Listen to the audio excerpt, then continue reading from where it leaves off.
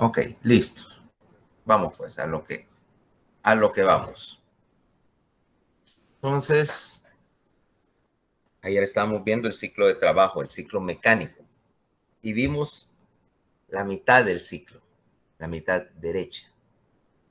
Ahora, ¿qué pasa con el lado izquierdo, con el ventrículo izquierdo? Y pues básicamente lo mismo. Lo único que hay, vamos a tener diferencias en las presiones y en lo que vamos a llamar la curva de trabajo. Ayer dijimos que esa curva de trabajo era un asa cerrada, un loop, ¿va? Donde básicamente tenés, donde estás mostrando los cambios en la presión y el volumen, dentro del ventrículo, y que vimos que esencialmente tenías que regresar a donde querías. Si la curva no fuera así, tenderías lógicamente a acumular sangre dentro del ventrículo que no estás moviendo. Ahora, estábamos aquí, ¿correcto?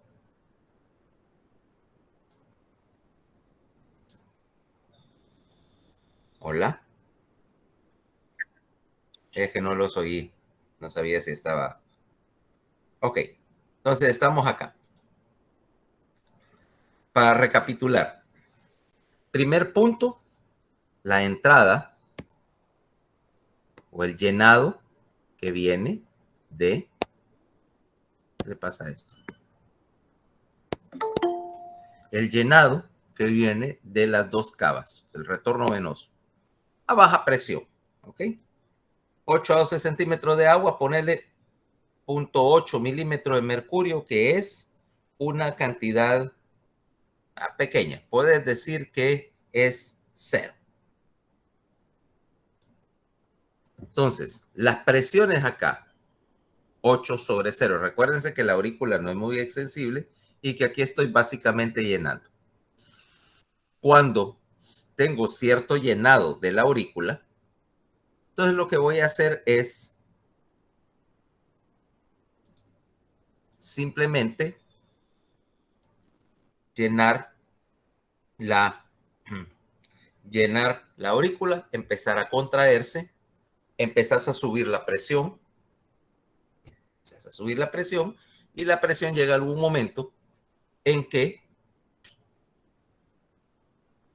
es suficiente para abrir la válvula. Pero antes de hacer eso, decíamos, en la primera fase lo que vamos a llamar contracción isovolumétrica. Solo estás apretando acá para aumentar la presión suficiente para abrir la válvula.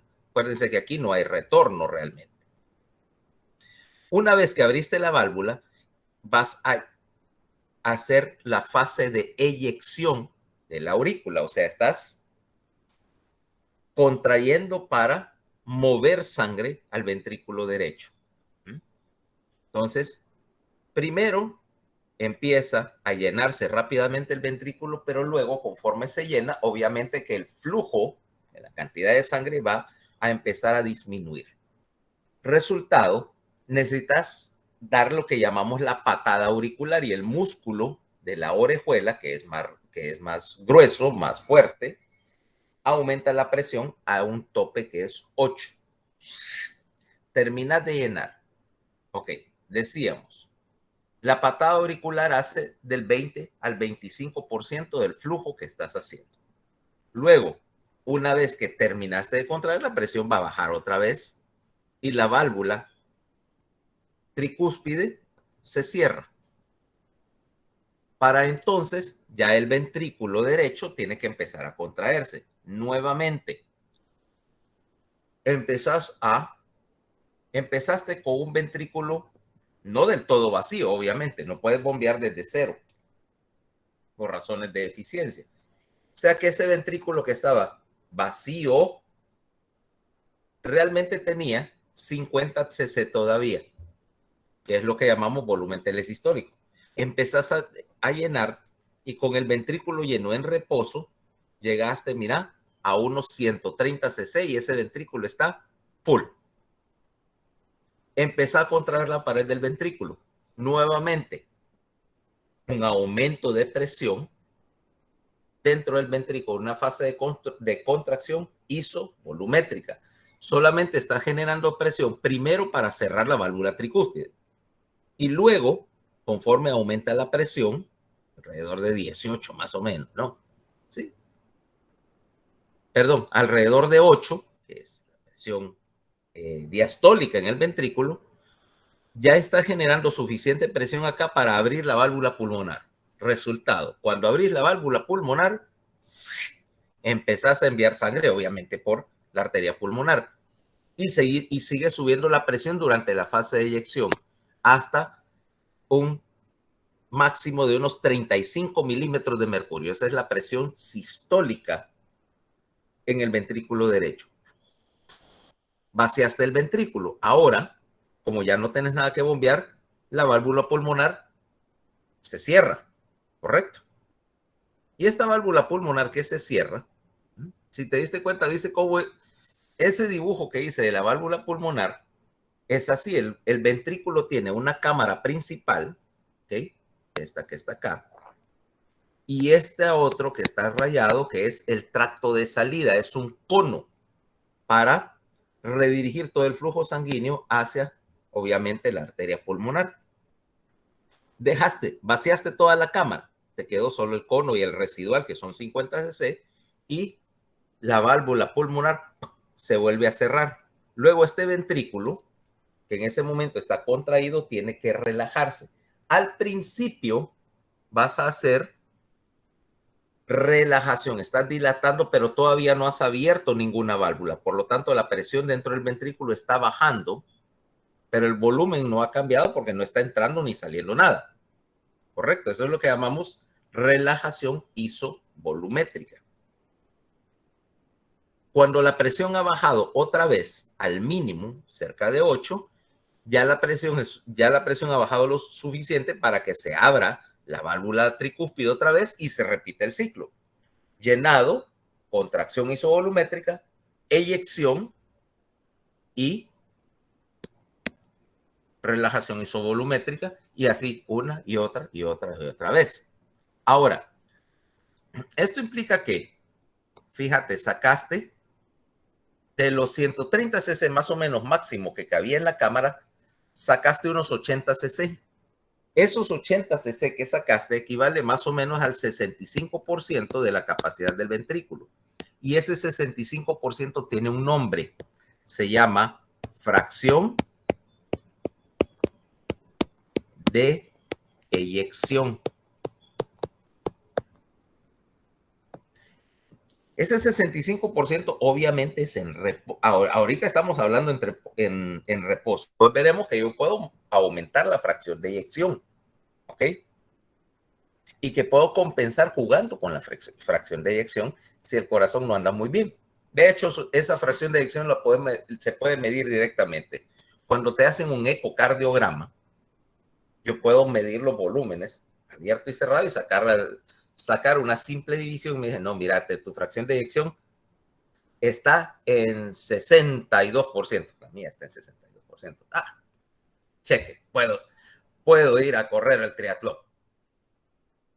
Pero te dicen, no, fíjate que tuviste un infarto y tu fracción de eyección está en 35%. Implica que perdiste músculo y que, bueno, ese corazón no es exactamente la mayor maravilla del mundo. ¿Okay? Entonces, quiere decir que si esa fracción de eyección ahorita en reposo son unos 80 cc, 65%, eso es lo que voy a mandar por la circulación pulmonar. Ahora, pasamos por el pulmón, oxigenando sangre, cosa que, bueno, eso lo veremos después qué hace y por qué y para qué oxigenar la sangre. Y caemos al lado izquierdo.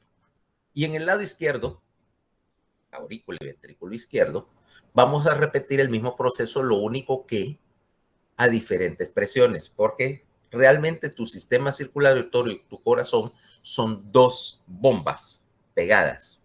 Una bomba en el lado derecho, aurícula y ventrículo derecho, que es un sistema que trabaja a baja presión con baja resistencia. ¿Okay? Yo no necesito mucha presión para enviar sangre a través del circuito pulmonar porque ahí los capilares están dilatados, el circuito es corto y la resistencia al flujo es corta. Míralo así. Tomemos dos mangueras. La primera manguera es una manguerita así, ¿ok? No sé para qué pudiera. Una manguera de lavadora, sí, son así, de hecho. Esa es una manguera de baja resistencia. Yo la conecto a una llave, sale un montón de agua, ¿va? No hay resistencia al flujo. Pero si agarra un rollo de manguera, no sé, el rollo más grande de manguera que encontré, que es como unos 50 metros, creo, 150 pies para el jardín, y yo lo conecto a la misma llave, casi no sale nada por el otro extremo porque hay mucha resistencia, ¿ok? Con la misma presión casi no tengo flujo porque toda la energía del bombeo se está gastando en la fricción que me hace la manguera. ¿Qué necesito hacer?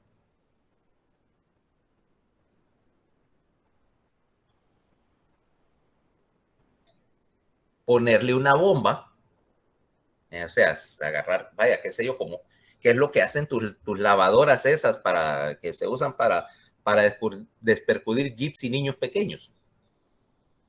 Una bomba que genera más presión y tira el agua más lejos, ¿ya? Entonces, el circuito izquierdo, acordate que tiene que mover sangre desde el ventrículo izquierdo, darle la vuelta por todo el resto del organismo y regresar. Necesitas mucha más presión en el circuito izquierdo. Y más presión implica más músculo, ¿ok? Acordate, la pared del ventrículo derecho en vivo es bien delgada. Bueno, relativamente delgada, es más o menos así, unos 5 o 6 milímetros. La pared del ventrículo izquierdo, dependiendo de la hemodinámica, puede medir el doble, ¿va? Mucho más gruesa. Segundo, y algo que es bien importante anatómicamente, veamos lo que... Si yo te diera, mira, yo te diera un corte a nivel de los ventrículos. Este es el ventrículo izquierdo y esta es su pared muscular.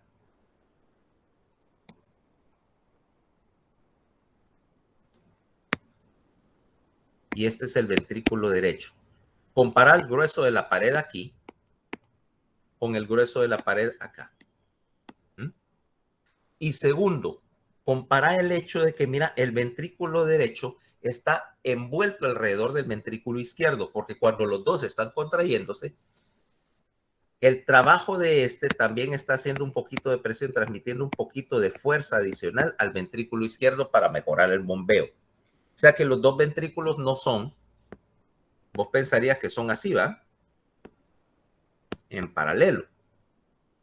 Izquierdo, derecho, izquierdo, ¿ah? Y que el tabique está central y es recto. El tabique entre los dos ventrículos es, mira, curvo. Y tiene músculo también, por supuesto. Ese músculo del tabique se contrae. ¿Ok? Esta es la forma de tus ventrículos porque estás tratando de buscar todos los medios posibles de generar trabajo, de generar presión en la cámara del ventrículo izquierdo. Y este es un truquito para aprovechar la energía. Segundo, porque esto previene que cuando el ventrículo izquierdo se contrae, el tabique baile. Si tuviera esto acá y el ventrículo izquierdo tiene más presión, el tabique va a estar bailando de un lado a otro y estás desperdiciando energía con ese tabique que baila. Esta forma evita que el tabique baile. De hecho, una de las cosas que pasa cuando tenés un infarto grande en el área del tabique es que el tabique está haciendo lo que se llama movimiento paradójico. Es literalmente eso. Cada vez que el ventrículo izquierdo se contrae, el tabique se hace para acá. Hay disfunción del tabique y eso te roba energía. Porque esa energía que deberías estar usando para bombear sangre para allá, la estás usando para agarrar el tabique como que es un puente de hamaca. ¿Ok? Entonces, el tabique se contrae. Y la forma del tabique es tal que evita que el ventrículo izquierdo lo eche para el otro lado y tengas un tabique oscilante. ¿Ah? Malísima idea. No sé qué tan malísimo porque yo no soy cardiólogo. Yo no soy cardiólogo, solo me hago pasar por uno en la clase de fisiología. Pero bueno, así van las cosas. Ahora veamos el circuito izquierdo. que se refiere a esto. Y aquí sí tenemos, mira, de hecho, este diagrama de presión-volumen es específico para el lado izquierdo. Veamos la secuencia de eventos acá. Fíjate bien, empecemos acá, en mitad, diástole. Aquí empieza el ciclo del ventrículo izquierdo. Mira que en este momento, perdón, aquí, corrijo, en la primera flechita. En este momento vas a abrir, digo, estás recibiendo llenado. ¿Y el ventrículo izquierdo de dónde se está llenando? O la aurícula izquierda, perdón, ¿de dónde se está llenando? De las venas pulmonares. De las venas pulmonares. En este momento, las venas pulmonares están trabajando a una presión de aproximadamente 8. Miento, 3. Las venas pulmonares vienen a baja presión, 3 milímetros de mercurio.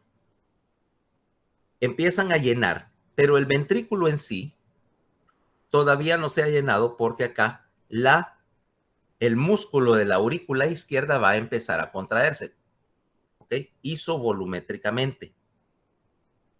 Luego, cuando alcance suficiente presión, más o menos 8, va a haber suficiente presión para abrir la válvula mitral. Y ves lo que está pasando. Flujo de entrada rápido. Mira que la presión no está subiendo. Estás moviendo sangre a una cámara que mantiene la presión, pero lo que querés es mover sangre. Flujo rápido. Y hay una parte donde, mira, por pura inercia incluso, la sangre al fin y al cabo es un líquido espeso y tiene inercia, está en esta fase, mira, de diástasis. ¿Ok? Sencillamente está por inercia y necesitas agregar una patada auricular también en el lado izquierdo. Resultado, haces sístole auricular y mira, la presión subió un poquito hasta 8 para terminar de llenar el ventrículo izquierdo. Veámoslo en el dibujo que estamos haciendo. Ahora, por las venas pulmonares, estamos teniendo entrada a la aurícula izquierda. ¿Cuál es la presión en la aurícula izquierda? Otra vez, veamos.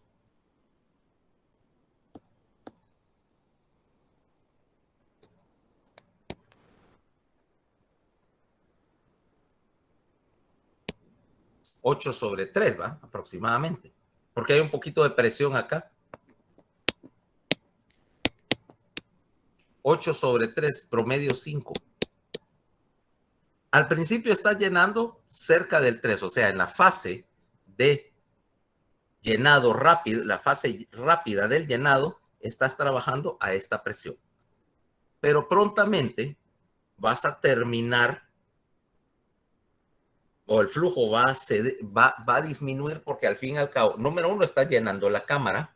Número 2, tenés que estirar este ventrículo con la presión que viene acá, terminarlo de llenar. Y esta pared es más gruesa, o sea que te va a costar más estirarlo. Resultado, agregás otra vez la patada auricular. Segundo punto entonces la contracción de la aurícula tiene 2 fases. Llenado rápido, que es relativamente pasivo porque usaste poco, necesitas poca presión para llenar un ventrículo relajado, y este es el 75% de la sangre que está entrando. Luego haces la patada, ¿ok? Con el músculo de la orejuela para el 25% que llega. Resultado, en este momento la válvula mitral está abierta, pero cuando terminó la patada, la presión acá va a bajar. Como la presión bajó, ¡puc!, cerraste la válvula mitral. Ahora tenés 130 cc de sangre en el ventrículo izquierdo y las válvulas cerradas. ¿Qué sigue? Contracción isométrica del ventrículo izquierdo. Exactamente, tengo que para ponerlo así, tengo que presurizar el ventrículo. Suficiente para abrir esta válvula que está acá. Resultado, voy a tener La presión de llenado del ventrículo, la presión telediastólica del ventrículo, porque ahora también, así como había un volumen telediastólico, también tengo una presión telediastólica, que es la presión de llenado, 8. Ahora empiezo a cerrar, empiezo a contraer ese ventrículo en forma isométrica y aumenta la presión rápidamente, lo suficiente para abrir la válvula aórtica. La válvula aórtica va a abrir alrededor de 35 milímetros de mercurio. Pero como tengo tanto músculo, estoy contrayéndolo y alcanzo la presión máxima en el ventrículo izquierdo, que es 120. Mira la diferencia, se está trabajando casi a 4 veces la presión. 120 sobre 8. Y estoy empezando a vaciar el ventrículo, fase de eyección del ventrículo, porque la presión es bien alta. 120 sobre 8.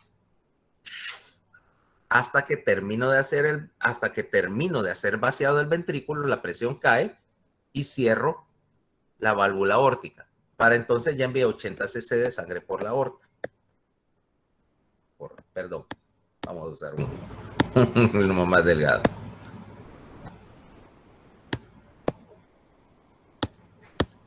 Entonces, mandé, ahora sí, 80 cc. ¿A qué presión? A 120 sobre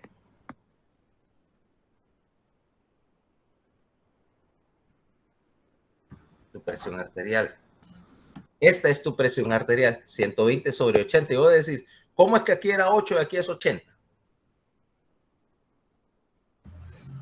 No hace la presión que después, las paredes de las arterias se van a relajar un poco y va a ser esa medida, el 80. Las paredes de la arteria son elásticas, para ser más preciso.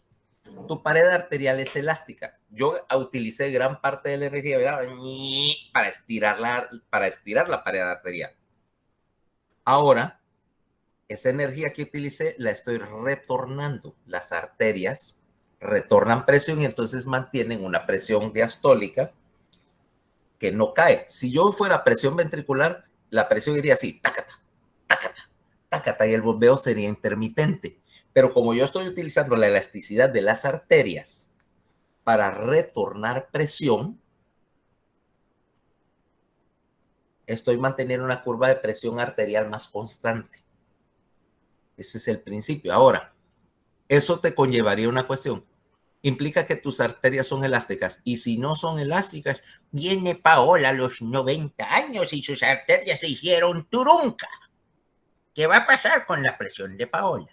Aquí por el 2095.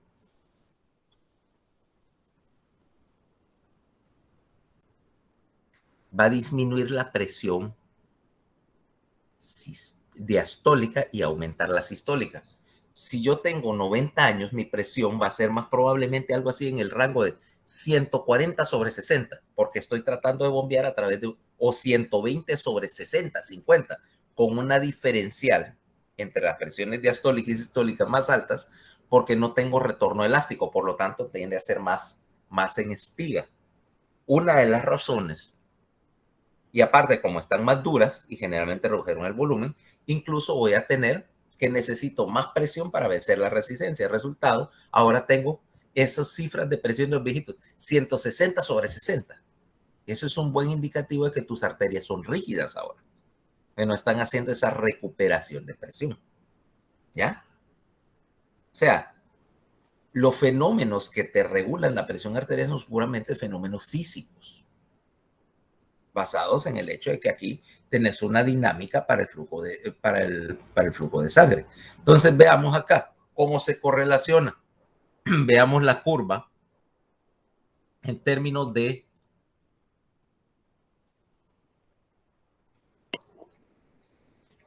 dos cosas. Uno, de presión, y dos, de volumen. Mira, la curva roja es presión en el ventrículo izquierdo. Mira lo que tenés. Durante la sístole, la presión trepa rápidamente en forma isovolumétrica, pero durante la eyección casi no cambia. Mira, está entre 80 y 120. Estás más moviendo sangre que manteniendo presión. Luego, durante el inicio de la diástole, que vamos a medirlo acá, mira, hacer relajación isovolumétrica hasta que puedas abrir la válvula, y luego durante el llenado ventricular, mira, la presión es bien bajita y constante hasta que esa A minúscula que tenés ahí, esa es la patada auricular. Y lo ves tanto en la presión en la aurícula izquierda que tenés acá, que ves que cambió poco, esa espiguita es la presión de la patada auricular, de la orejuela contrayéndose. Luego cerrás la válvula y todavía tenés una pequeña ondita que se llama la onda C, que es que estás retornando una pequeña cantidad de presión a la aurícula porque todavía no se ha terminado de cerrar la válvula mitral. Y otra vez se repite el ciclo, etcétera, ¿va? Ahora mira el volumen. Curva negra que voy a hacer acá. Azul la voy a repintar en negro. Mira, estás empezando por acá. Terminás de llenar el ventrículo. Aquí está, empezaste a mitad. Hasta unos 130, que es volumen telediastólico, ¿va? En el momento que cerraste las válvulas, tu volumen está en 130 y durante la eyección va a bajar a 50. Cerrás la válvula aórtica y otra vez vas a llenar, primera fase de llenado, pasivo y rápido, y luego ves que el volumen, la orejuela, la patada auricular, no te aumentó mucho el volumen. Mira cómo trepó poquito. Básicamente esto es para terminar de llenar. ¿Ok? O sea que, y el ciclo se repite. Vacias otra vez, llenado lento, llenado rápido, patada, cierre de la válvula, vacías y así a 70 latidos por minuto el resto de tus días. ¿Ok? Repita hasta morirse. Pero no, dame un momento.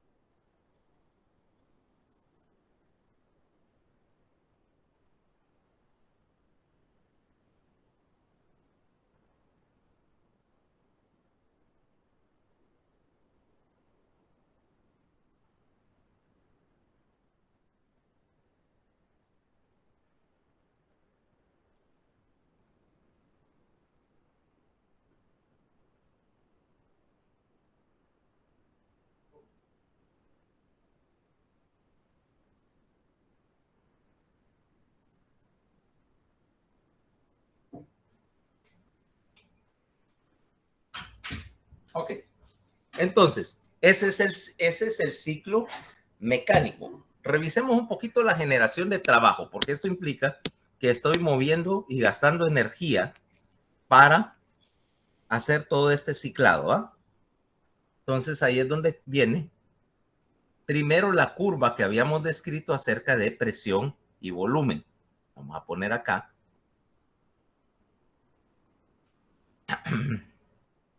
Esto es lo que tenemos en condiciones normales. Mira, el volumen ventricular izquierdo. Esta curva roja, se ve, ¿va?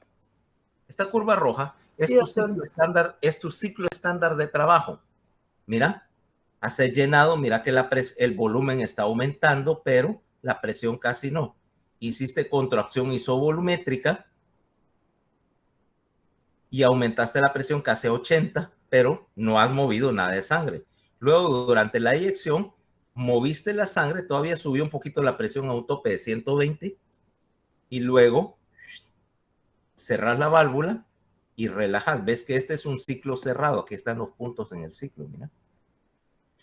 Ese ciclo es cerrado, o sea que siempre vas a terminar con el mismo presión y volumen, pero y esas líneas y esas otras líneas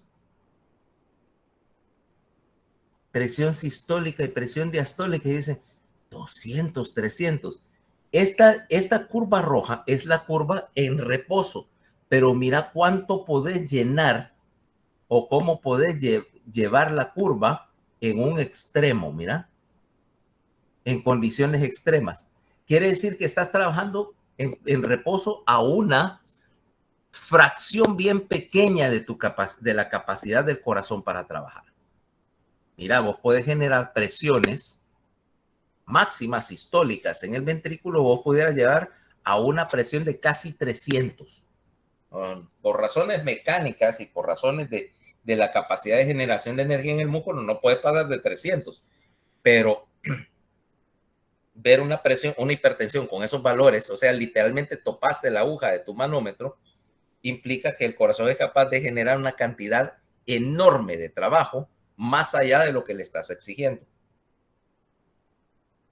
Y también, mira que puede manejar volúmenes más grandes. En primer lugar, me diría, bueno, ¿qué pasa si ahorita estamos hablando de, bueno, yo necesito 80 cc por latido? Vamos a poner acá a cualquiera de nosotros. Tomemos, por ejemplo, a Daniel. Daniel ahorita, ¿qué estás haciendo, Daniel?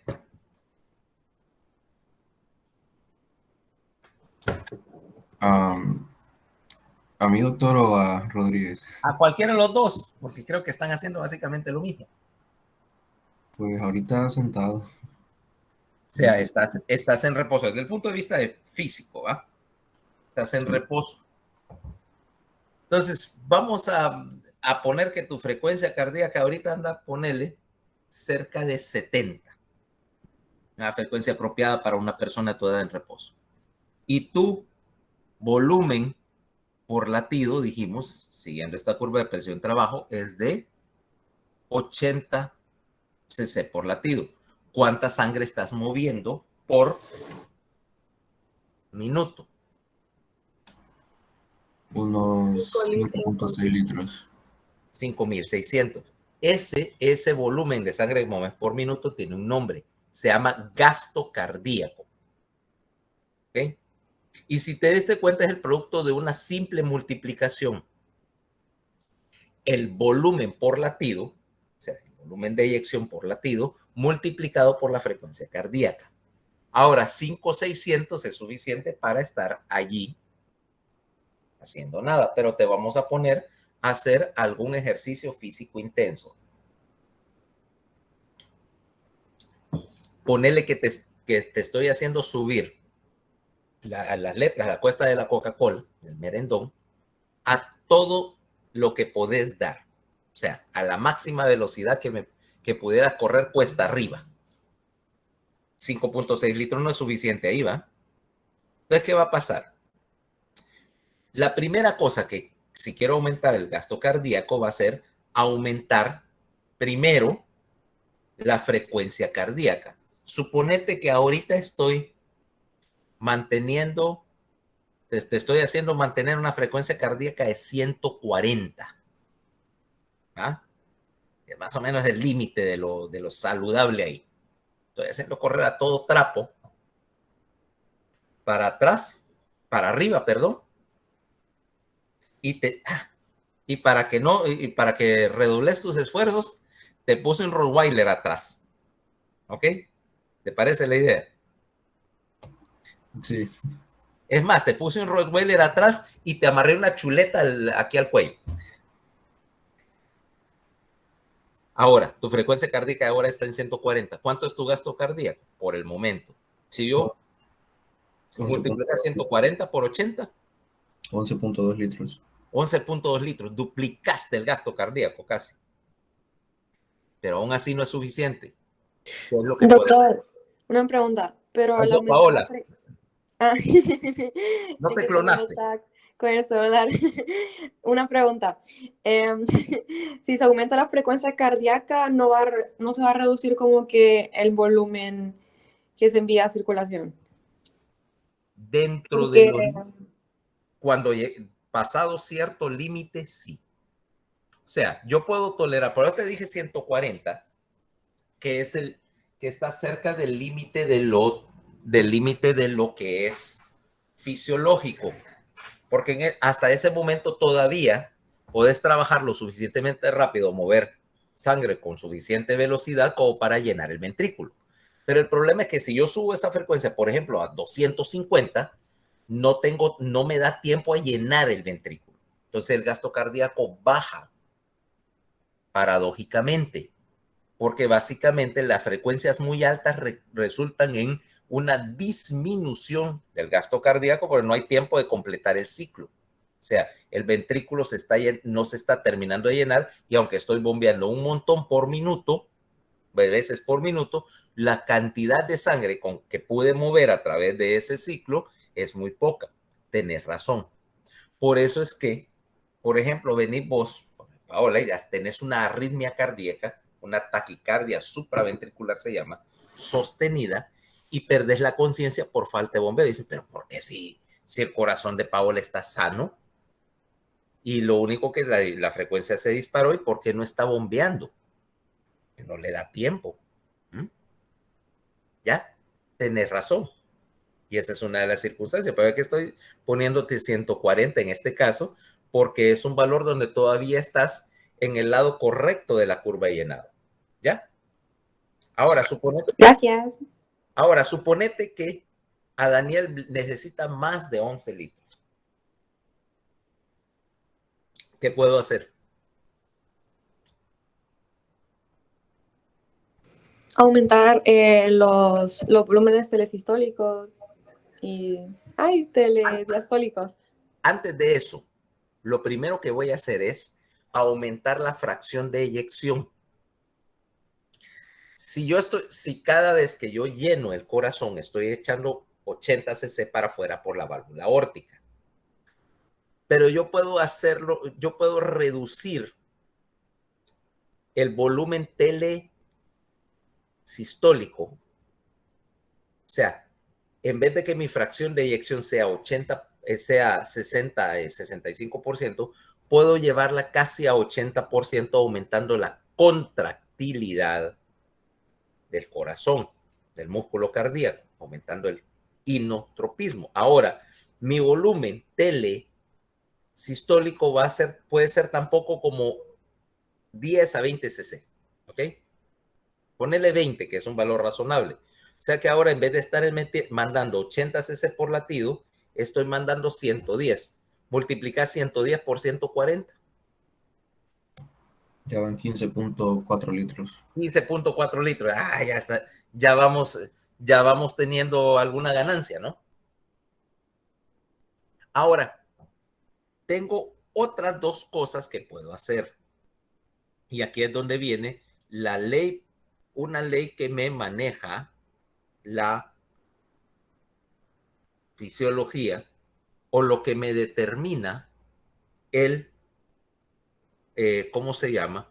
Lo que me determina la regulación intrínseca del bombeo cardíaco, como lo dicen ellos, o sea, que me permite hacer algo con él. La ley de Frank Starling. La ley de Frank Starling básicamente te dice que el bombeo cardíaco y el consumo de energía, cosa que veremos dentro de un momentito, es dependiente del llenado. Okay. O sea, opuesto de una manera más breve, el ventrículo va a tratar de bombear todo lo que le envíes. O sea, si yo te aumento el llenado ventricular o te aumento la cantidad de sangre disponible para poder bombear, el corazón se va a dilatar más, el músculo se va a dilatar más para tratar de bombearlo. Esa cantidad, ese volumen de sangre que está haciendo que está retornando a la bomba, al corazón, para ser bombeado, tiene un nombre, se llama la precarga. ¿Ok?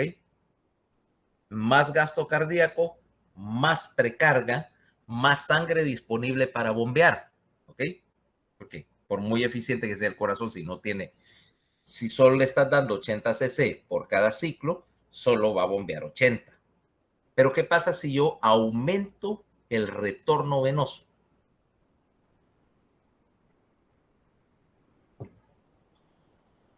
Obvio, Las aurículas no se van a llenar más. se pueden dilatar más, se van a llenar más.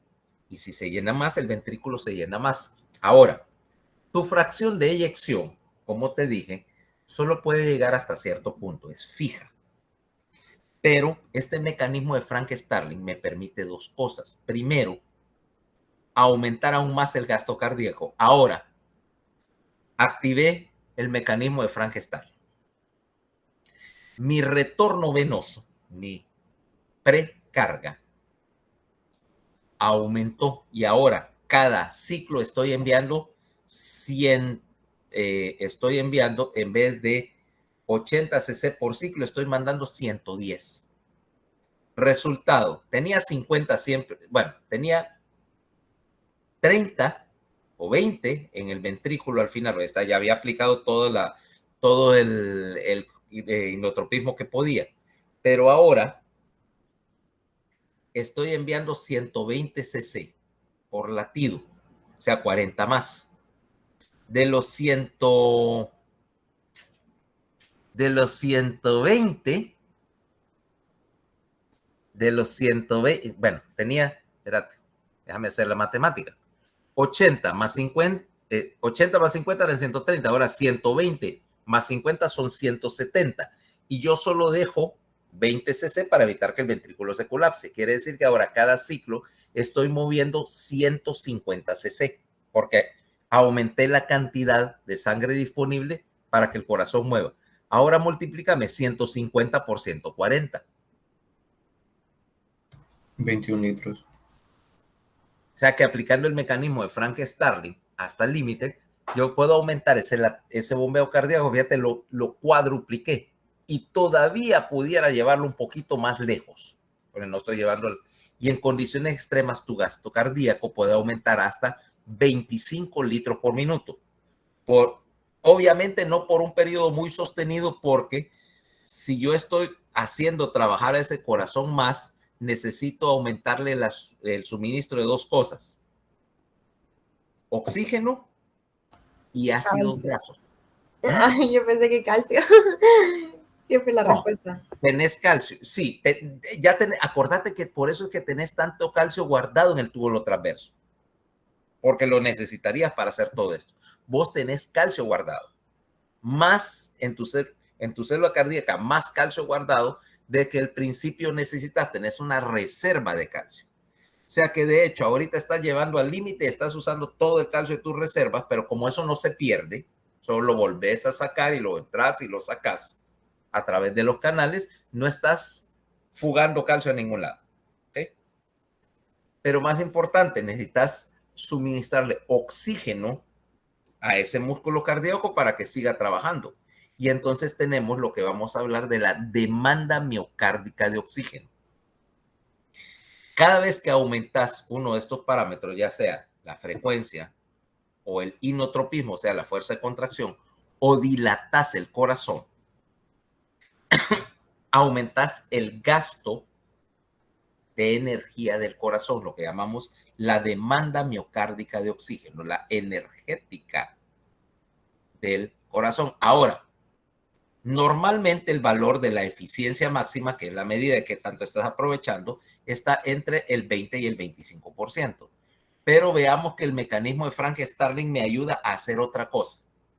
Tomemos, por ejemplo, ahora dejemos a Daniel Murillo un momentito, que está cansado y le duelen los pies después de que lo hice correr el merendón, y recurramos a nuestra víctima estándar.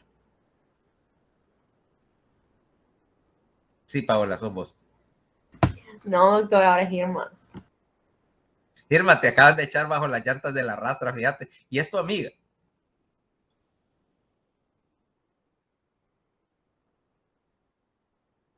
Pues te voy a poner a correr, fíjate. Ahí andaba corriendo Irma, doctor. Póngala a correr más. Andabas corriendo, ¿qué pasó?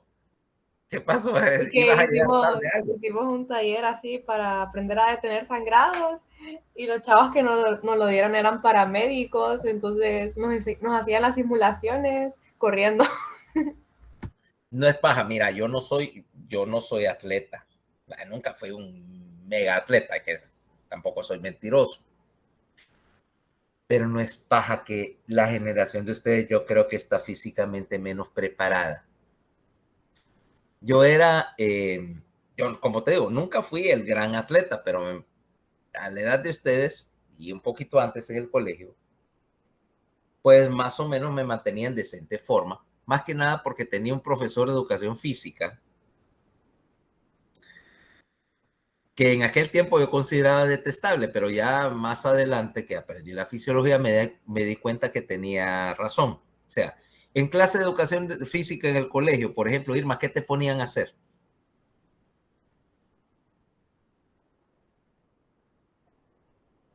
Bueno, pero ¿qué era lo que le ponían a hacer, lo que oficialmente te tocaba hacer?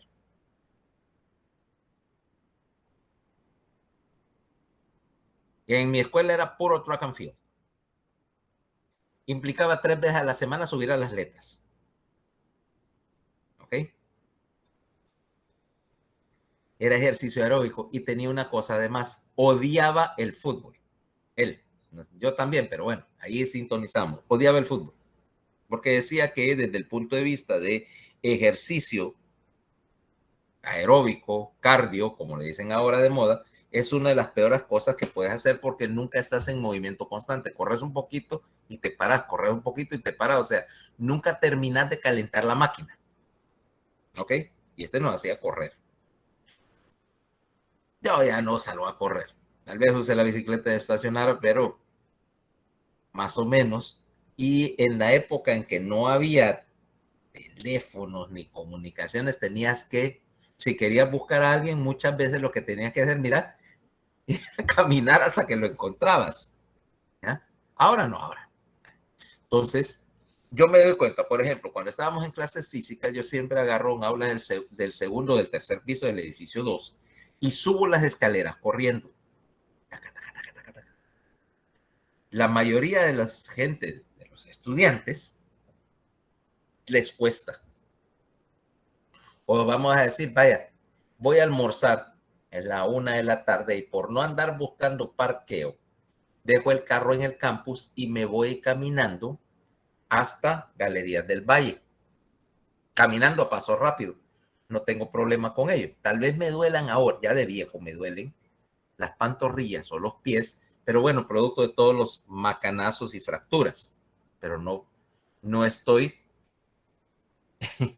jodido cardiovascularmente. Y a veces me voy con alguien, seguime, vamos hasta la... Y veo que se está quedando atrás, implicando que bueno, que ahora como que la gente hace menos ejercicio y está en peor condición física que hace, no mucho, que hace una generación. ¿Okay? Entonces, bueno, entonces pongamos a Irma y vamos, es junio y te voy a hacer participar en La maratón de la prensa. la maratón. ¿Cómo adivinaste? No sé, doctor, tenía una risa así como que la voy a poner a correr 50 kilómetros. 42.6, la maratón no son 50 kilómetros, son 42.6. Ya eran 40, pero se aumentó a 42.6 para las Olimpiadas de Londres, las primeras, para que el punto de partida estuviera frente al Palacio de Buckingham y el rey pudiera ver desde su palacio el inicio del maratón y sencillamente la alargaron para que empezara ahí en el palacio y terminara no sé dónde.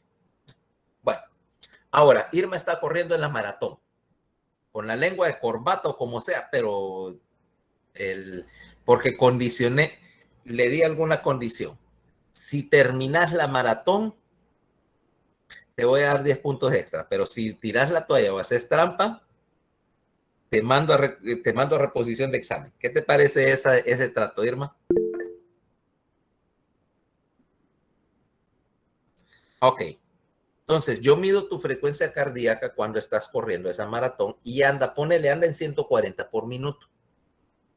Ahora, vamos a poner a alguien que es corredor profesional de maratón. Vos sabés que siempre la ganan unos negritos de allá de Etiopía o de Kenia, ¿va? Negritos largos, flacos, etcétera. ¿Ya? ¿Has visto? ¿Y sabes cómo los entrenan, va? No, los sacan a correr y luego les echan un león atrás. O corren o corren. Bueno, ahora, este keniano o etíope, no, fuera de broma, ellos están acostumbrados a correr en Etiopía. Es una meseta bien alta. Vos decís, se mira un desierto y todo, y crees que está al nivel del mar, pero está como a 2000 y pico metros de altitud. Y esta gente, acostumbrada a caminar, porque son pastores y cosas así, y acostumbrado a correr por largas distancias, y tienen una tradición de corredores de larga distancia que empezó con el más famoso de todos ellos, que era un man que se llamaba Abebe Bikila. Era un soldado.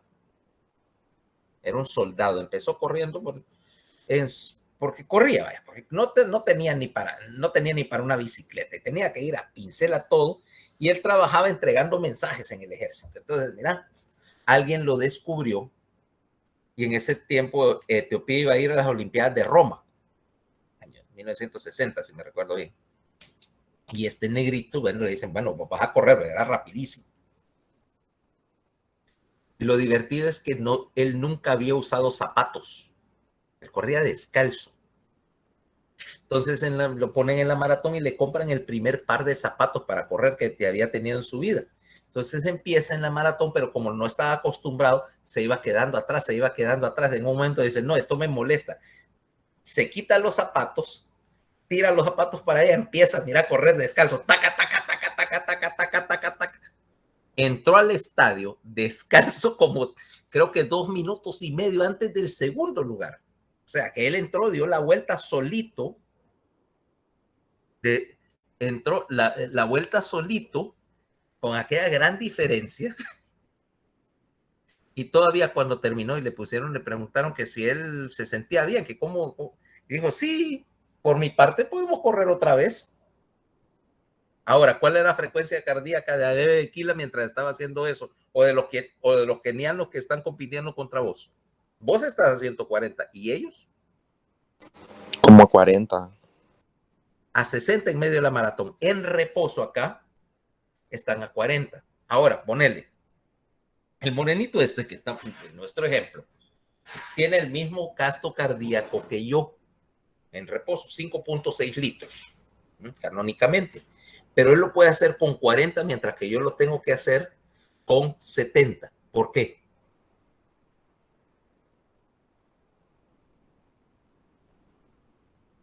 Porque, o sea, envían un mayor volumen a la circulación. Exacto. Él está aprovechando la ley de Frank Starling.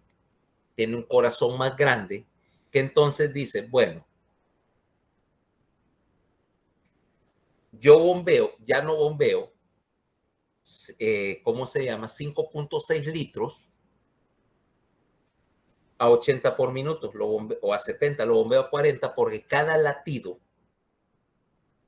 está enviando 140 cc por latido. Imagínate que el doble casi de lo que yo estoy moviendo en cada latido. Es un corazón más grande y más eficiente.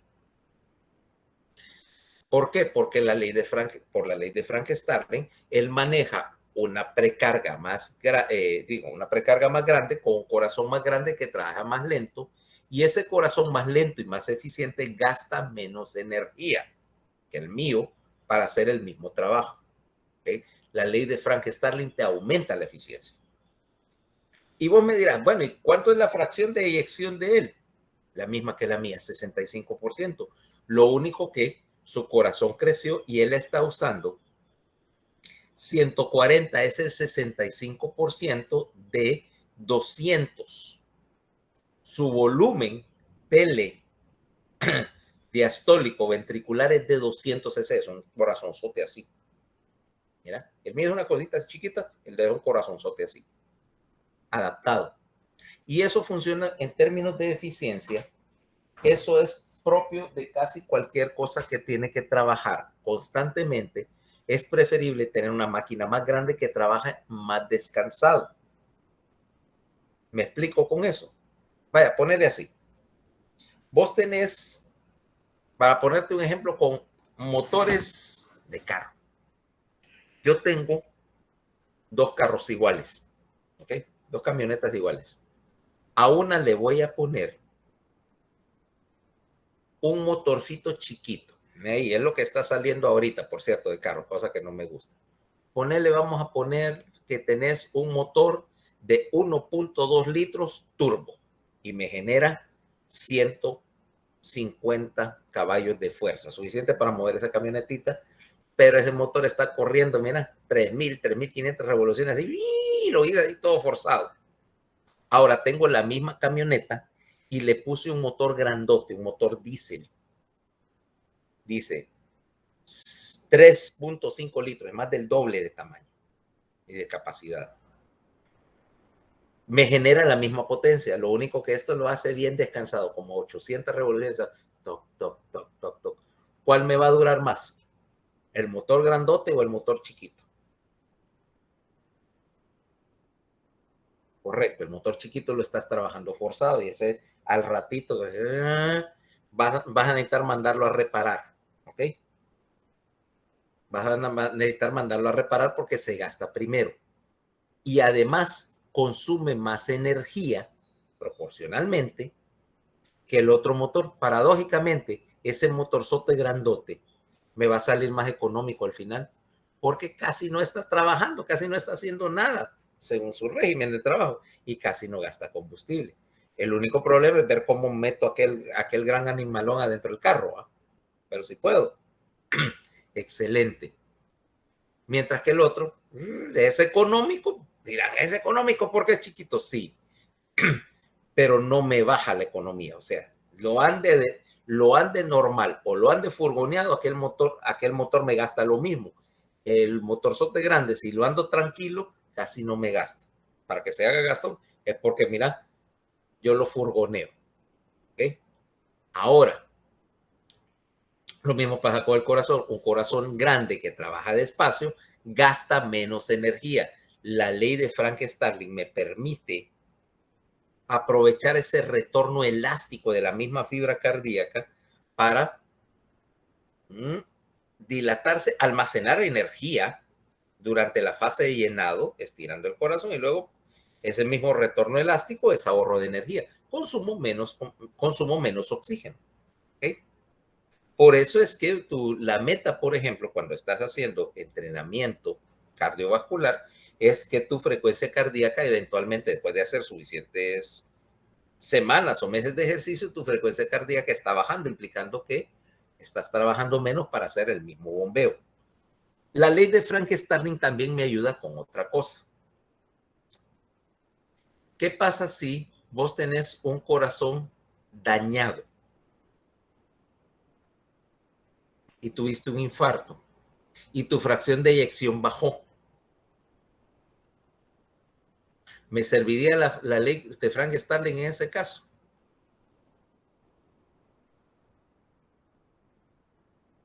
Ahora mira esta situación. Yo necesito 5.6 litros por minuto, ¿correcto? Sí.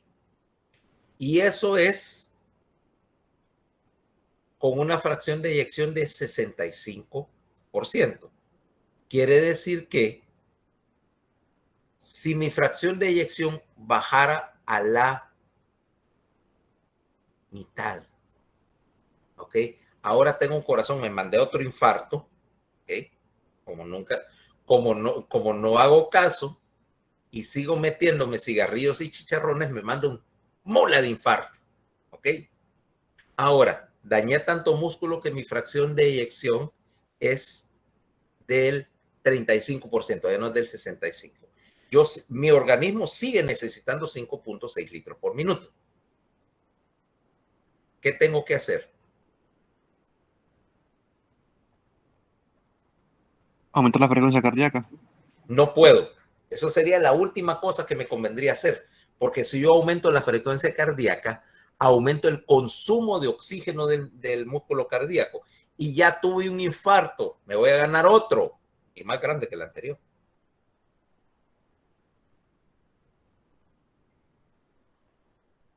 Tengo que aumentar el volumen por latido. Ahora, voy a mantener la misma frecuencia, 70 por minuto. Voy a mantener el mismo volumen por latido, 80%.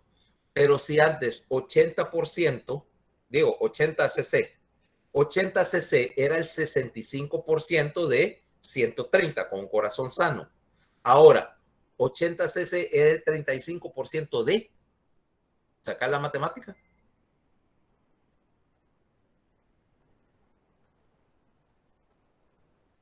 $230.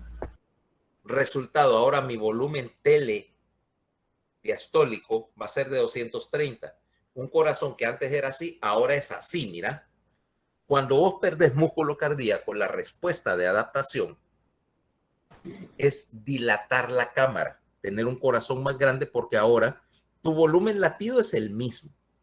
¿Sí? Siempre mueves 80 cc, pero ahora el 80 cc es un porcentaje más pequeño, una fracción de eyección más pequeña, con un corazón más grande. Resultado, terminas con una mámara así dentro del tórax, implicando dilatación. La dilatación es la última fase de la falla cardíaca. El problema es que, claro, mientras más dilates el corazón, implica que ese corazón ahora solo bombea el 35% de la sangre que le llegó.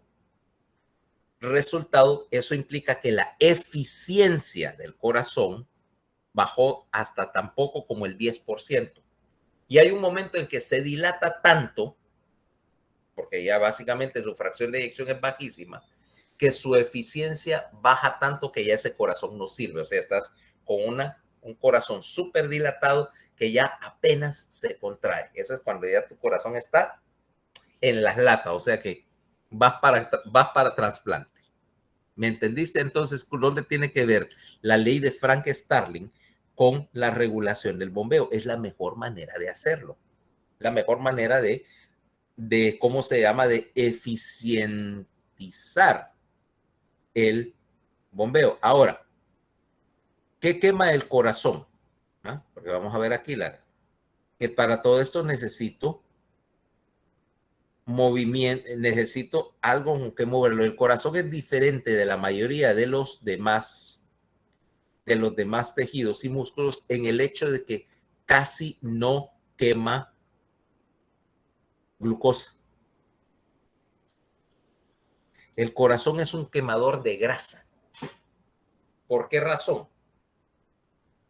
Primero, porque la grasa es más eficiente en términos de densidad energética.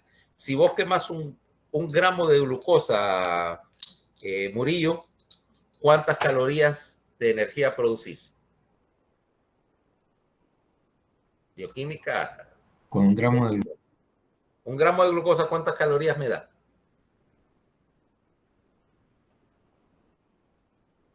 Como 3, 4. Como 3. Te da 4 calorías canónicamente. ¿Ok?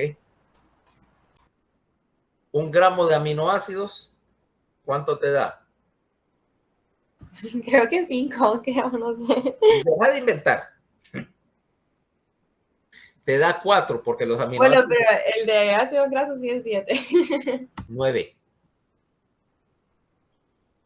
9. ¿De dónde sacan esos números ustedes? Un gramo de glucosa te da 4. Un gramo de proteína te da poquito menos de 4, 3.8, pero podemos redondear a 4, ¿ok? Básicamente porque los aminoácidos los vas a convertir a azúcar, ¿ok? Los vas a desaminar. O sea que al final lo que estás haciendo es quemando azúcar sacada de los aminoácidos con un poquito de pérdida de eficiencia por el paso de desaminación.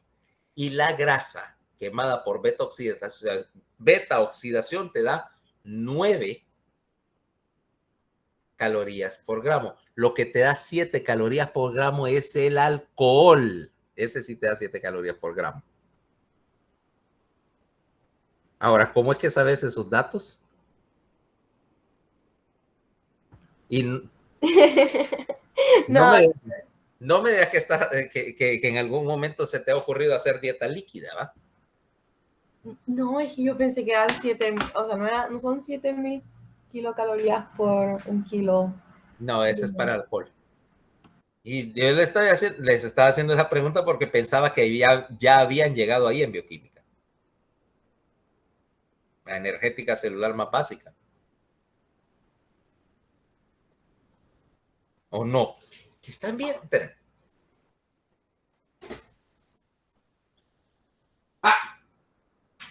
Bueno. ¿Qué están viendo en bioquímica entonces? Ya casi por mitad del semestre. En serio, ¿qué están viendo en bioquímica? Lo que le decía que Con Merlo, metabolismo de carbohidratos. Y con Mercedes, lo mismo. Es que es complicado, doctor. No, la bioquímica o el manejo que están dando al curso. El manejo de la clase es complicado, doctor.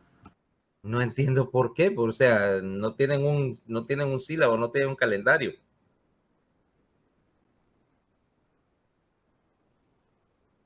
Bueno, doctor, ¿quiere chismecito, doctor?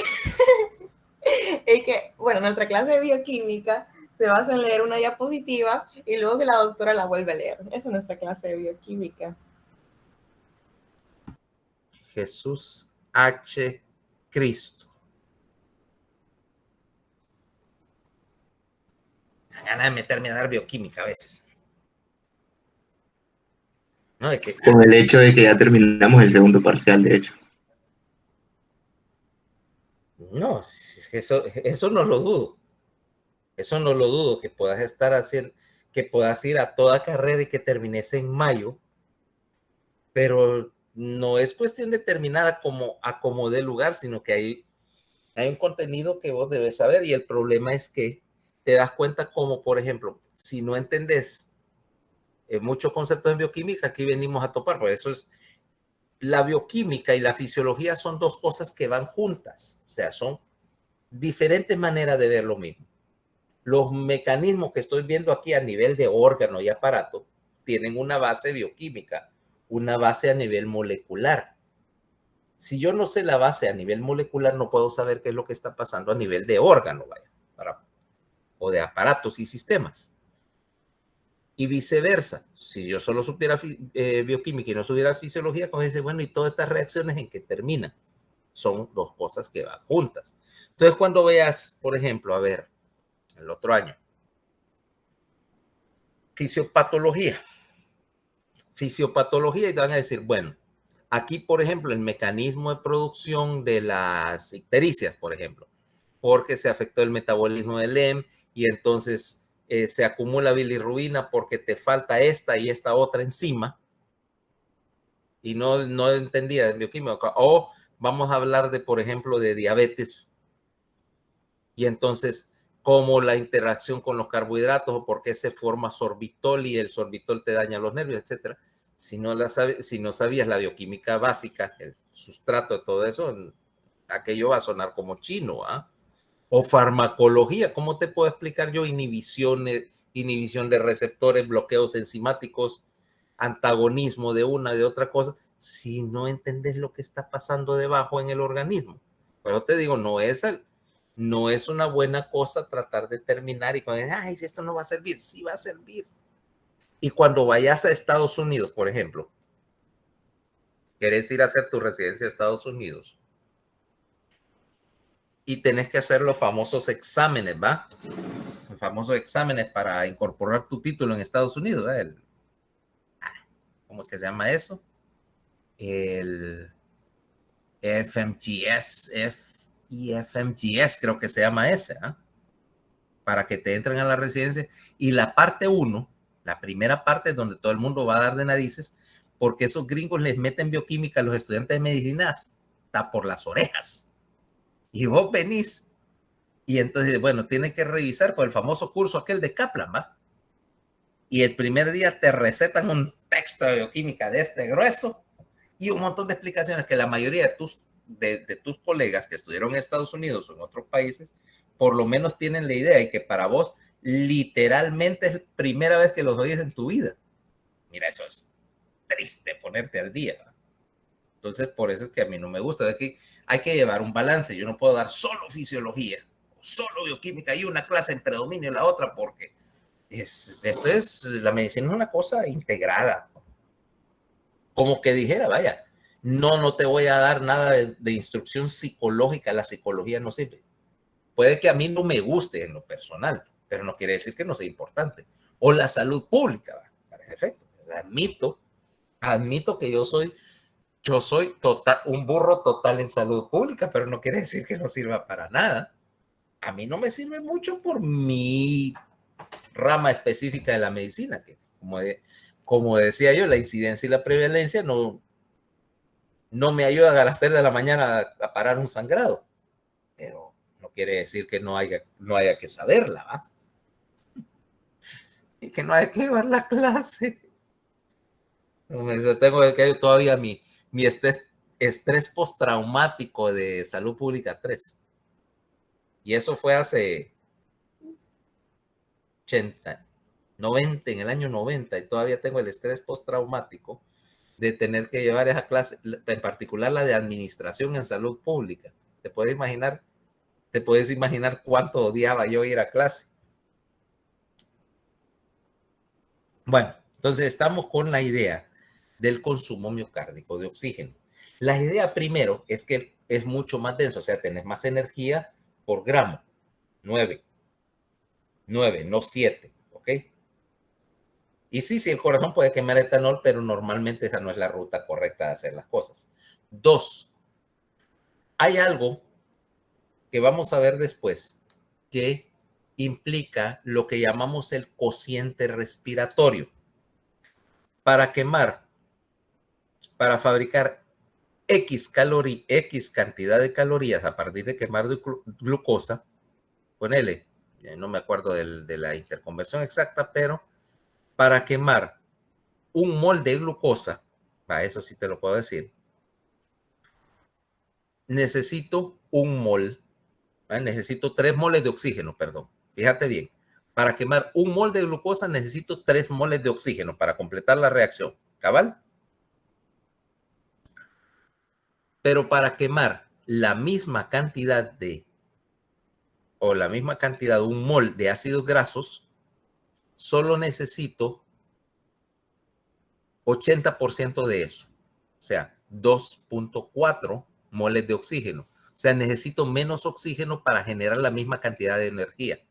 Quemar grasa es más eficiente energéticamente que quemar azúcar. Y como en el corazón está trabajando 24/7, ahí sí querés meter todo el ahorro posible de oxígeno y de combustible. Resultado, el corazón se adaptó, la célula miocárdica se adaptó a quemar ácidos grasos.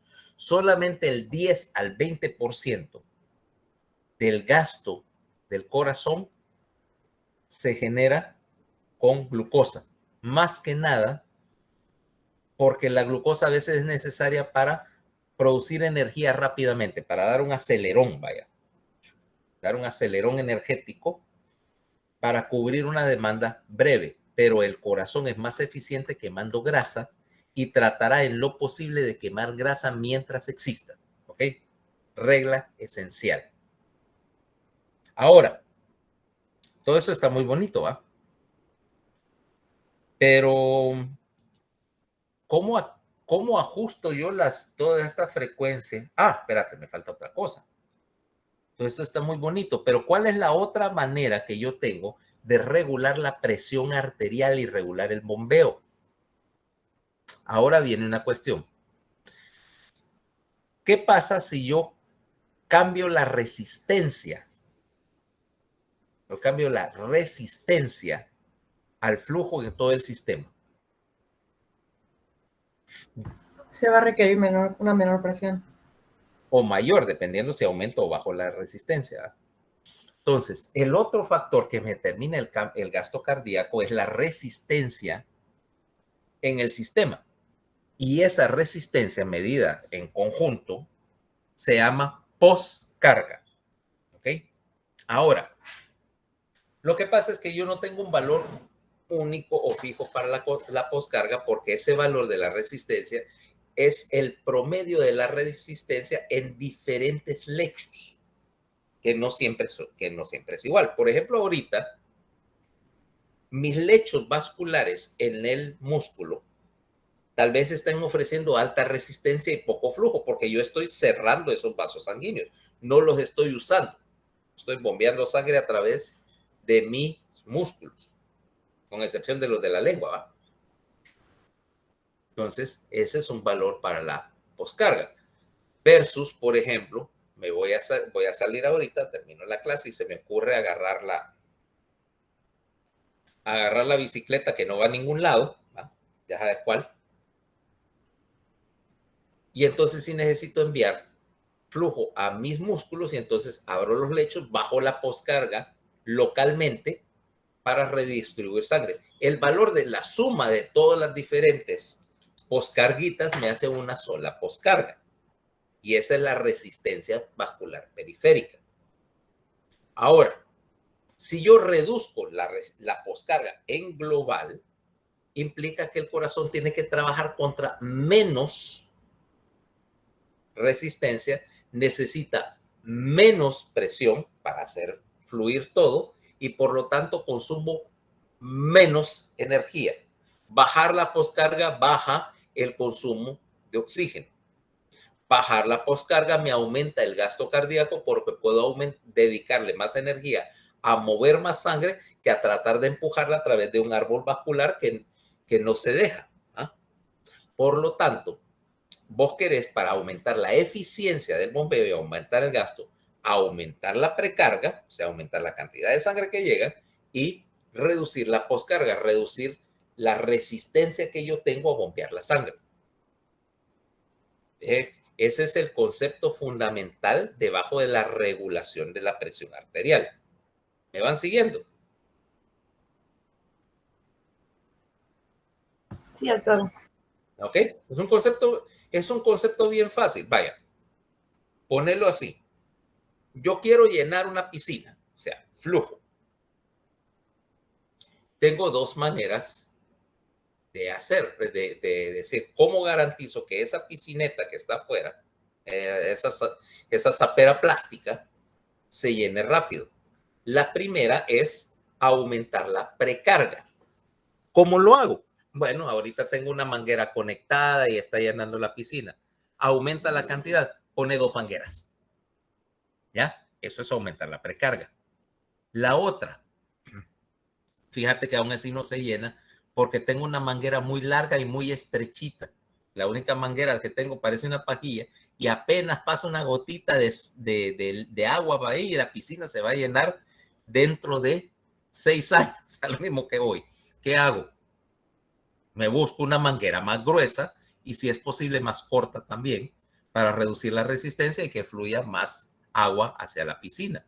Eso es reducir la poscarga. ¿Ya me entendiste ahora cómo es el asunto?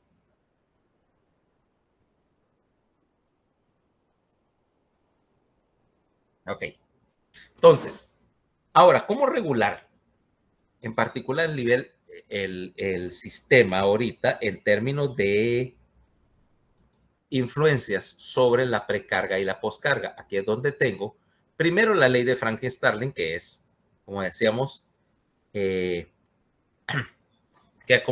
automática, no requiere nada, pero tengo dos mecanismos acá. La estimulación simpática y la estimulación parasimpática.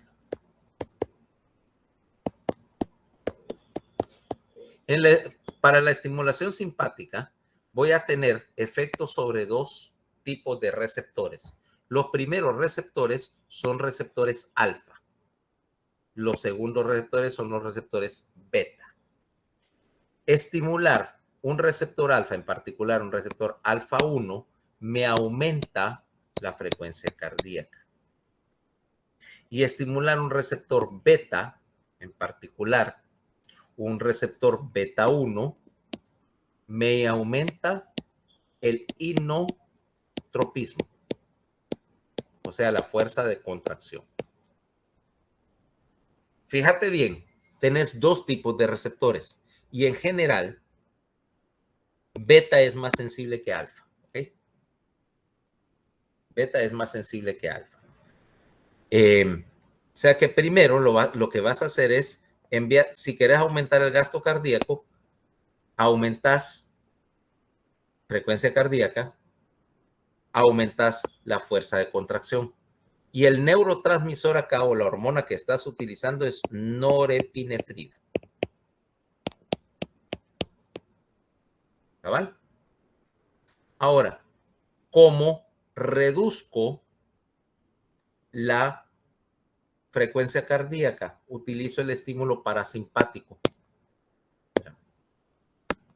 Estímulo parasimpático, y aquí utilizo obviamente acetilcolina. Y los receptores parasimpáticos van a hacer que, por influencia a través del, obviamente del vago, disminuya la frecuencia cardíaca.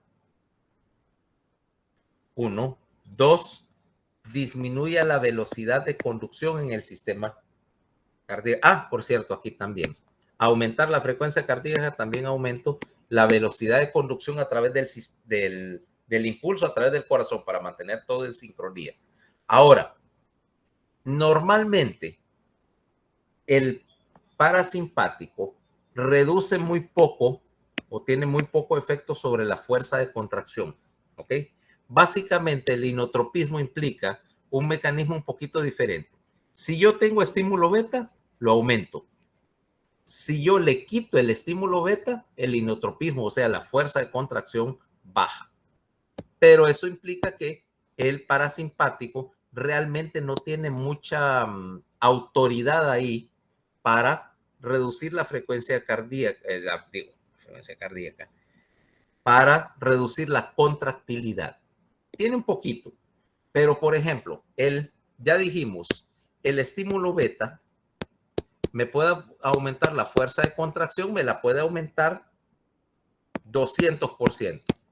Pero el parasimpático puede disminuir la fuerza de contracción apenas en un 20%. O sea, es muy poco lo que hace para controlar el corazón en sí. ¿Ok? Entonces, ¿qué vamos a hablar después ¿cómo se llama? De la parte de modulación, vaya, del bombeo cardíaco con estos dos, pero primero tenemos que ver la parte eléctrica del asunto. Y eso es la siguiente parte de este estudio. Okay. ¿Qué es lo que vamos a tener? Entonces, vamos a hablar de la excitación rítmica del corazón, o sea, cómo hacer control de la activación del músculo cardíaco, porque ahora tenés la necesidad de hacer tres cosas. Primero, obvio, hacer llegar una señal de despolarización hasta la última fibra muscular cardíaca. Primero. Dos, hacerlo en tiempo suficientemente rápido para que la contracción sea eficiente. O sea, yo quiero que se contraiga rápido, pero no muy rápido. Si contraiga muy rápido, solo voy a hacer esto. Pero tampoco quiero que la velocidad de conducción ahí sea tan lenta que el corazón se traba, porque entonces nunca voy a levantar presión. Y tres, hacer que todos los eventos que vamos a ver ocurran en el tiempo exacto. La sincronía de todo. Acuérdate que estamos considerando esto como una máquina, como un motor. ¿Y qué pasa cuando vos tenés un motor? Vaya a ver, Irma, ¿vos has visto lo que pasa cuando un motor se sale de tiempo?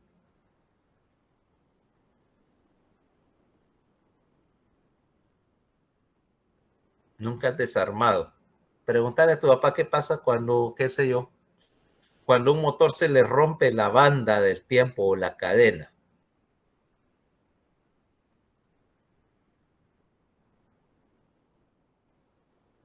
Los pistones se sincronizan, el árbol de levas, todo eso se... Peor aún, en la mayoría de los motores modernos, se llaman motores de interferencia. Entonces, la válvula, el caso es que el pistón va para arriba y la válvula va para arriba, ¿no? Cuando está bien tiempado, o sea. Pero cuando se rompe la cadena de tiempo y se destiempa, se desincroniza, la válvula está acá y el pistón choca contra las válvulas y las dobla.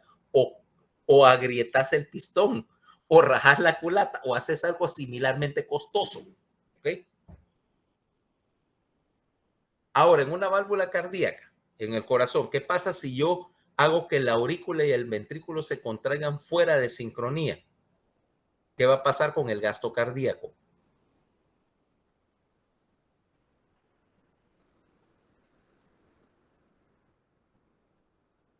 Va a disminuir, nunca va a incrementar. O sea, el principio básico es que vos querés que todo trabaje en sincronía porque todo está tiempado de tal manera que te dé la máxima eficiencia posible, o sea, el máximo gasto cardíaco posible para esa frecuencia y para ese trabajo muscular. Resultado, si yo cambio el orden de las cosas, entonces, por ejemplo, voy a querer que la aurícula se contraiga en un momento donde la válvula mitral está cerrada y el ventrículo se está contrayendo al mismo tiempo. Desperdicio eso. O que quiera, por ejemplo, que pare la aurícula y entonces pierdo el 25% de mi gasto cardíaco porque perdí la patada auricular. O, peor aún,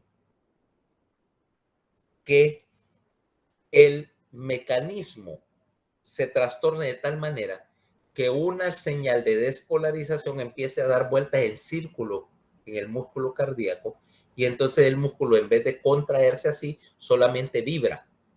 Si el músculo vibra y no se contrae, eso le vamos a introducir una palabra ahorita. Fibrilación. Antes de ir a la última cosa que vamos a ver. ¿Qué es fibrilar?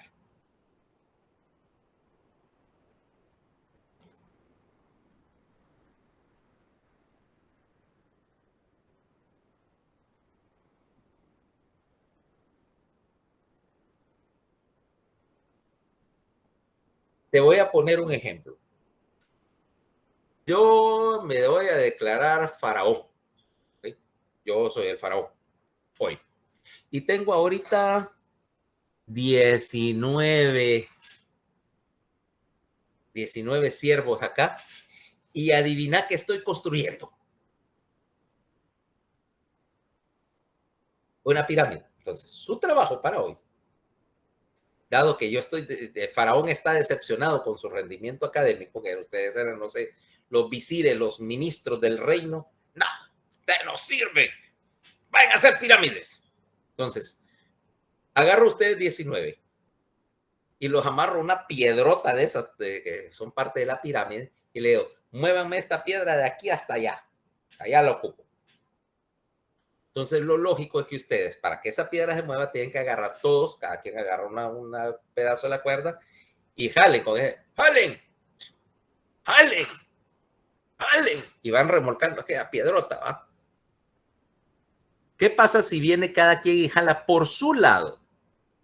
Irma jala ahorita, pero Paola no está haciendo nada. Paola jala ahorita con Roberto, pero Ana incluso está jalando en la dirección contraria, ya que es un solo maquineo. ¿Se va a mover esa piedra? Okay. Ahora cambiar la palabra estudiante de medicina por célula muscular cardíaca.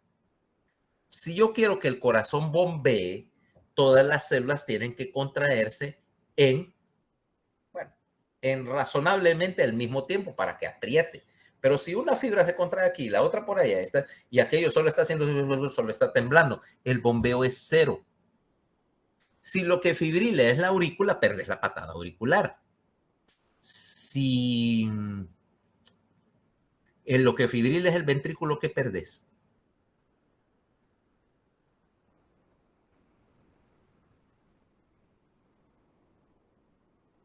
Perdés la vida porque eso es un evento terminal.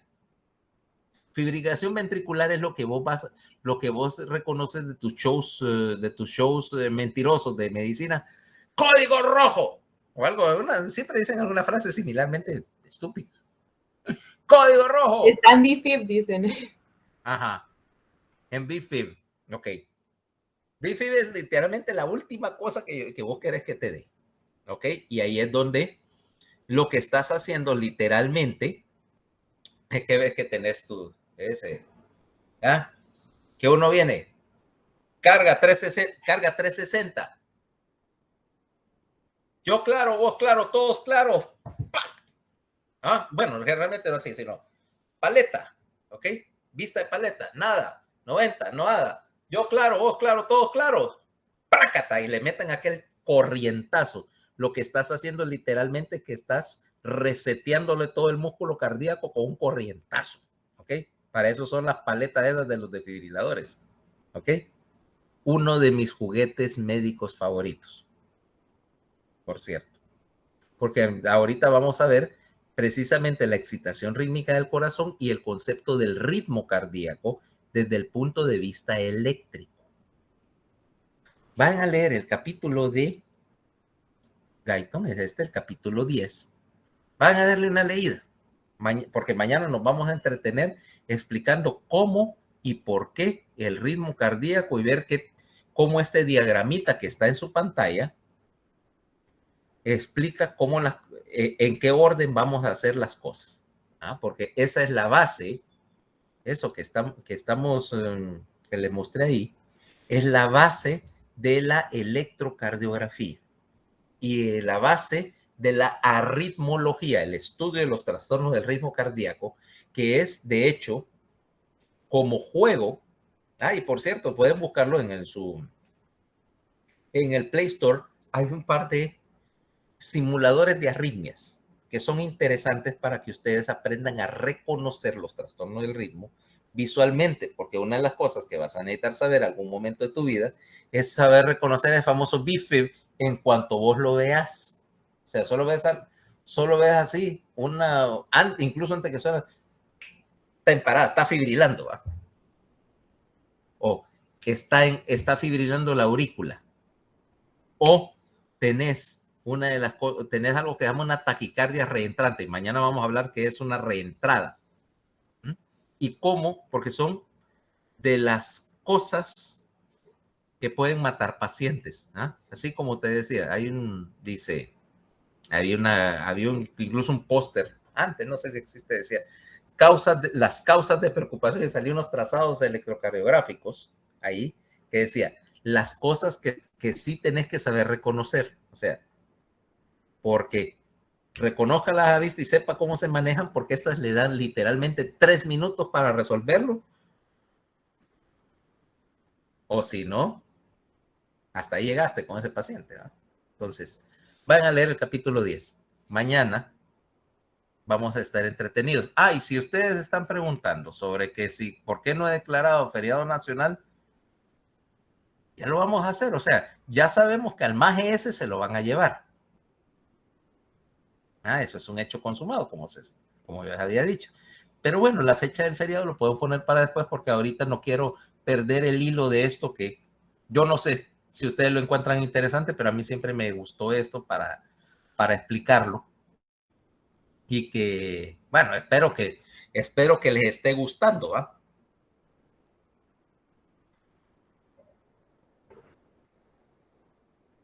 Por eso es que quiero que lo vayas a volver a leer, ¿ok? Porque mañana vamos a explicar la parte eléctrica, y si la leíste y yo te lo explico, te vas a dar cuenta que no es tan confuso, y que te lo voy a explicar, porque después vamos a hablar del electrocardiograma y tratar de explicártelo de tal manera que entendas lo básico. Aquí no vamos a hacer un curso de electrocardiografía, eso es para otro nivel, pero que por lo menos le pierdan el miedo, porque la mayoría de la gente le enseñan un electrocardiograma y les mete miedo. No, que esto es imposible de entender. Y no es nada imposible. No es nada imposible. Si sabes de dónde viene cada uno de esos trazos, le entendés, ¿ok? Porque todo tiene lógica, ¿okay? Y una lógica bien simple, aunque no parezca. Entonces, bueno, vayan a estudiar, nos vemos mañana. Adiós, doctor. Gracias, doctor. Felicidades, doctor.